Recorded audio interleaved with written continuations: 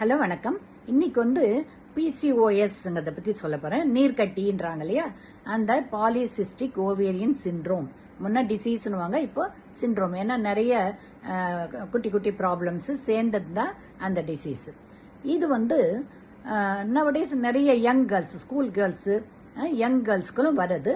And கொஞ்சம் லேடிஸ்க்கு before marriage குழந்தை இல்லைன்னு வராங்களே, அவங்கள செக்அப் பண்ணும்போதும் இது கண்டுபிடிக்கிறோம். ரைட். இந்த பிசிஓடிங்கிறது அந்த ஓவரியில கருமுட்டை பையில குட்டி குட்டி குட்டி குட்டி கொப்பளமா நிறைய இருக்கும். எக்கு ஃபார்ம் ஆகி வெடிச்சு எக்கு வெளியில வர்றதுக்கு பதிலாக அந்த ஃபாலிக்கல்ஸ் சின்ன சின்னதா, முழுசா எக்கு வளராம சின்ன சின்னதா இருக்குது.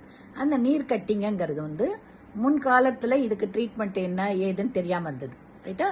பட் இப்போ அது எதனால வருது, என்ன, அதை எப்படி தடுக்கிறது, அதுக்கு என்ன ட்ரீட்மெண்ட் கொடுக்கு, எல்லாமே இப்போ ஓரளவுக்கு கண்டுபிடிச்சாச்சு. அதனால ப்ராப்பரா இமிடியேட்டா டாக்டர்கிட்ட வந்தாங்கன்னா அது நல்ல ட்ரீட்மெண்ட் எடுக்கலாம். அது என்ன சிம்டம்ஸ் இருக்கும்னா, சில பேர் மட்டும் ஒல்லியா இருப்பாங்க, ரைட்டா? ஆனா மெஜாரிட்டி ஆஃப் பீப்புள் ஓவர் வெயிட்டாவோ ஒபிசிட்டியாவோ இருப்பாங்க.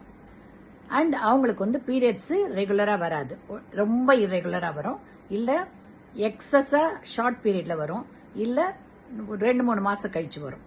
இது எதுவா இருந்தாலும் உடனே டாக்டர்கிட்ட பாத்தீங்கன்னா அது சில ப்ராப்ளம்ஸ் ஹார்மோனல் டிஃபெக்ட்ஸா இருக்கலாம், இல்லைன்னாக்கா ஓவர் வெயிட்னால இருக்கலாம். என்ன ஏதுன்னு கண்டுபிடிச்சு அதுக்குரிய ப்ராப்பர் மெடிசன் எடுத்தா இட் கேன் பி கரெக்டட்.